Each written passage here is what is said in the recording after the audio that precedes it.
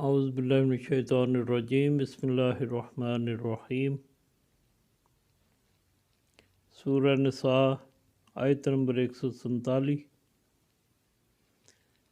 اللہ سبحانہ فرماتا ہے مَا یَفْعَلُ اللَّهُ بِعَذَابِکُمْ إِنْ شَکَرْتُمْ وَآمَنْتُمْ وَكَانَ اللَّهُ شَاکِرًا عَلِیمًا۔ اللہ سبحانہ تعالیٰ تمہیں عذاب دے کر کیا کرے گا؟ اگر تم شکر ادا کرو اور خالص ایمان لے آؤ اور اللہ شاکر علیم ہے، یعنی شکر کرنے والے کو جاننے والا ہے اور اللہ کے شکر کی جزا دینے والا، اپنے شکر کی جزا دینے والا ہے اور بہت زیادہ جاننے والا بھی ہے۔ یعنی جو تم اس کا شکر کرتے ہو نا، اس کو پھر وہ جانتا بھی ہے کہ تم اس کا شکر ادا کر رہے ہو اور پھر اس کی جزا بھی دیتا ہے۔ اب یہ آیت جو ہے نا، اس پہ میں عرصے سے بزرگوں سے، یعنی جو صاحب علم ان سے پوچھتا ہوں کہ اس میں اللہ سبحانہ وتعالیٰ فرماتا ہے کہ ان شکرتم و آمنتم، اگر تم شکر کرو اور ایمان لے آؤ، تو میں سوچتا ہوں شکر پہلے ہے ایمان بعد میں ہے، تو حالانکہ ایمان کے بعد شکر ہونا چاہیے، یہ ایک عام سوچ ہے، لیکن اللہ سبحانہ تعالیٰ کے جو کلام ہے نا، اس میں بہت زیادہ معنیت ہے، اور جب وہ چاہتا نا اس میں پھر وہ اپنا وہ علم دے، تو پھر اس میں بہت زیادہ اپنے خاص بندوں کو ہی اس کا علم دیتا ہے جی۔ تو میں اس کی تفسیر میں لگا رہا، اللہ سبحانہ تعالیٰ نے مجھے پہنچا دیا اس مقام پہ۔ تو یہ حضرت امام زاری جو ہے وہ اپنی تفسیر میں لکھتے ہیں، شکر کا ایک معنی ہے کسی نعمت کی بنا پر نعمت عطا کرنے والے کی تعظیم کرنا، یعنی منعم کہتے ہیں، اور یہ 3 امور پر موقوف ہے۔ پہلے اس ذات کی، یعنی اس شخص کو اس نعمت کی معرفت ہو کہ یہ نعمت ہے کیا ہے جی، اور جب نعمت کی معرفت حاصل ہو جائے، کہاں سے آئی ہے، اس کا مطلب بنیاد کیا ہے، کہاں سے میرے اوپر یہ نازل ہوئی ہے، کیسی ہے اور کس نے کی ہے، تو اس کا ذہن کسی نہ کسی نعمت عطا کرنے والے کو تلاش کرے گا تاکہ وہ اس کی تعظیم کرے کہ اس کے لیے اس نے اس کو نعمت بھیجی ہے، اور تلاش کے بعد جب وہ منعم حقیقی تک پہنچ جائے تو بے اختیار تعظیم کرتا ہوا اس کے آگے جھک جائے، یعنی پہلے شکر ادا کیا، پھر اس کے اوپر یعنی ایمان کی اپنی حقیقت تک پہنچ گیا ہے جی۔ یہی اللہ تعالیٰ کا شکر ہے۔ اسی طرح شکر ادا کرنا اللہ تعالیٰ پر ایمان لانے کا موجب ہوتا ہے، اور اسی نقطہ کی بنا پر اللہ تعالیٰ نے شکر کو ایمان پر مقدوم فرمایا۔ دوسری وجہ یہ فرمائی ہے کہ شکر میں منعم کی تعظیم دل سے بھی ہوتی ہے، زبان سے بھی، اور باقی ظاہری اعضاء سے بھی تعظیم ہوتی ہے۔ جو منافق ہے نا، وہ کلمہ پڑھ کر زبان سے تو تعظیم کرتا ہے، اور نماز پڑھ کر باقی اعضاء سے بھی تعظیم کرتا ہے، یعنی قولی بھی فعلی بھی، لیکن دل سے اللہ کی تعظیم نہیں کرتا، اس طرح کہ وہ حضور پاک صلی اللہ علیہ وسلم پر ایمان نہیں لے کے آتا، اللہ کی نمازیں بھی پڑھتا ہے جی، زبان سے کلمہ بھی پڑھتا ہے، لیکن یہ نعمت حقیقی ہے، یعنی حضور پاک صلی اللہ علیہ وسلم کی ذات جو اللہ تعالیٰ نے سب سی نعمتوں سے بڑی نعمت عطا کری ہے، تو اس کو باطن میں اس کے ساتھ کفر کرتا ہے،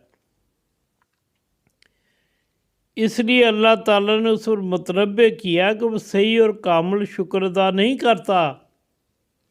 اگر وہ صحیح اور کامل شکر ادا کریں اور اخلاص سے ایمان لے آئیں تو اللہ تعالیٰ انہیں عذاب دے کر کیا کرے گا؟ جی۔ اور تیسری وجہ جو بیان کی ہے یہ ہے کہ شکر کا دوسرا معنی، جیسے میں نے عرض کیا کہ حضرت صلی اللہ علیہ وسلم کی جو نعمت ہے نا، وہ سب زمانوں سے بڑی نعمت اللہ سبحانہ تعالیٰ کی وہ ہے جی، جس مقصد کے لیے یہ نعمتیں دی گئیں، جس زمانہ میں سیدنا حضور پاک صلی اللہ علیہ وسلم کے مبعوث کیا گیا تھا، اس زمانہ میں سب سے بڑی نعمت حضور پاک صلی اللہ علیہ وسلم کی ذات مقدسہ ہے۔ اللہ تعالیٰ نے تورات اور انجیل میں بھی آپ کا ذکر فرمایا، اور فرمایا کہ وہ آپ کا ذکر تورات اور انجیل میں بھی لکھا ہوا پاتے ہیں، لیکن کیا ہے کہ اس کے اوپر ایمان نہیں لے کے آتے، اللہ کی اس نعمت کو مانتے نہیں ہیں۔ اور اس نعمت کا تقاضا یہ تھا کہ وہ اب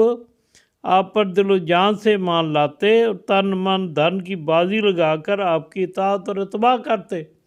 تو گویا پھر وہ اللہ تعالیٰ کی نعمت کا شکر ادا کرنے والوں میں شامل ہوتے، پھر ایمان کی لذت سے وہ جو ہے اللہ تعالیٰ نے ایمان کی لذت عطا فرماتا۔ جن نبی کے وسیلے سے حضرت آدم علیہ السلام کی توبہ قبول ہوئی، حضرت ابراہیم علیہ السلام پر آگ گلزار ہوئی، حضرت اسماعیل علیہ السلام کا گلا جس کے نور کی برکت سے کٹنے سے بچا، حضرت ابراہیم علیہ السلام نے جس کی بعثت کی دعا کی، موسیٰ علیہ السلام نے جس کے امتی ہونے کی تمنا کی، حضرت عیسیٰ علیہ السلام نے جس کے آنے کی بشارت دی، عالم میثاق میں تمام نبیوں نے جس پر ایمان لانے اور جس کی نصرت کرنے کا قول و اقرار کیا، عہد کیا، اللہ اس عہد پر خود بھی گواہ ہوا۔ ایسا عظیم شان نبی اللہ سبحانہ تعالیٰ نے ان کے عہد میں پیدا فرمایا، انہیں عطا فرمایا۔ ان کو چاہیے تھا کہ وہ جلیل القدر رفیع المرتبت نعمت پر اللہ سبحانہ تعالیٰ کا احسان اور امتنان مانتے اور اس کا بے پناہ شکر ادا کرتے، اس عظیم شان نبی پر اخلاص سے ایمان لاتے اور دل و جان سے اس کی تصدیق کرتے۔ اس لیے فرمایا اللہ تم کو عذاب دے کر کیا کرے گا اگر تم شکر ادا کرو، یعنی میرے نبی صلی اللہ علیہ وسلم پر دل و جان سے ان کے اوپر ایمان لے آؤ، تو یہ بیسیکلی میرا شکر ادا کرنا ہوگا۔ تو پھر جب تم ان پہ یعنی ان پہ اپنا ایمان لے آؤ گے تو اس سے مطلب یہ ہے کہ پھر تم نے مجھ پر بھی یعنی ایمان بھی لے آئے، تو اللہ تم کو عذاب دے کر کیا کرے گا اگر تم شکر ادا کرو اور ایمان لے آؤ۔ اور اس سے یہ واضح ہو گیا کہ شکر کو ایمان پر مقدم کرنے میں کیا رمز ہے، کیا لطافت ہے اور کیا بلاغت ہے۔ اللہ سبحانہ تعالیٰ اپنے جب علوم کرتا ہے نا ظاہر، اس کی اپنی شان ہے جی۔ تو پہلے فرمایا کہ میں تمہیں عذاب دے کر کیا کروں گا اگر تم میری نعمتوں کا شکر ادا کرو، اور پھر کیا کرو کہ پھر تم مجھ پر ایمان بھی لے آؤ، یعنی شکر پہلے کرو۔ شکر لانا ہی بیسیکلی اللہ سبحانہ تعالیٰ کو ایمان لانے کا ذریعہ ہے۔ تو اللہ سبحانہ تعالیٰ ہمیں اپنی نعمتوں کو بہت زیادہ شکر ادا کرنے والا بنائے، اور خصوصی طور پہ حضور صلی اللہ علیہ وسلم کی نعمت اللہ سبحانہ تعالیٰ نے ہم غلاموں کو، گناہ گاروں کو عطا فرما دی، اس سے بڑی یعنی نعمت کیا ہو سکتی ہے کہ ہم اس کا شکر ادا کریں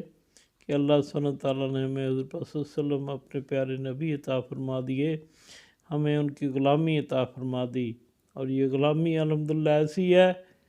جیسے آپ صلی اللہ علیہ وسلم کی شان ہے نا انبیاء علیہ السلام میں، اسی طرح آپ صلی اللہ علیہ وسلم کی امت کی بھی شان ہے، بھلے گناہ گار ہے جو بھی ہے، لیکن جو آپ صلی اللہ علیہ وسلم کی امتی ہے نا اس کی اپنی ایک شان ہے جی۔ قیامت والے دن جب یہ امت آئے گی نا، لوگ ایسے کہیں گے کہ شاید یہ انبیاء علیہ السلام آ گئے ہیں، اتنے خوبصورت جسم والے ہوں گے، इनके जो वज़ू करने की वजह से